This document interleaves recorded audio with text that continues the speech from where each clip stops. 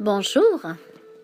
Savez-vous qu'un enfant, face à un résultat qui ne correspond pas à son objectif, va considérer celui-ci comme un échec? Il va en tirer la conclusion suivante. Je suis nul en sport et se décourager.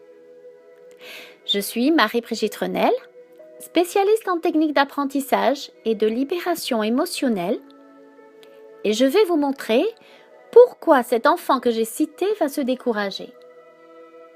En réalité, c'est bien plus profond que cet événement isolé.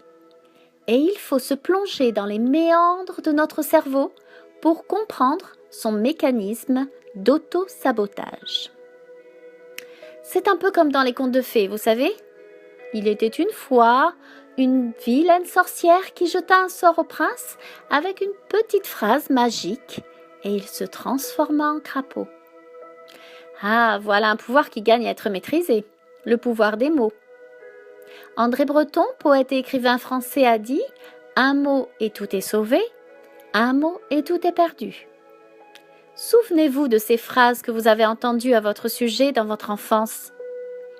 Répétées par votre entourage, elles se sont installées confortablement dans votre inconscient, ont germé, pris de l'ampleur, et comme si on vous avait jeté un sort, elles se sont transformées en convictions et continuent à agir dans vos vies de manière inconsciente en vous empêchant d'exprimer votre plein potentiel.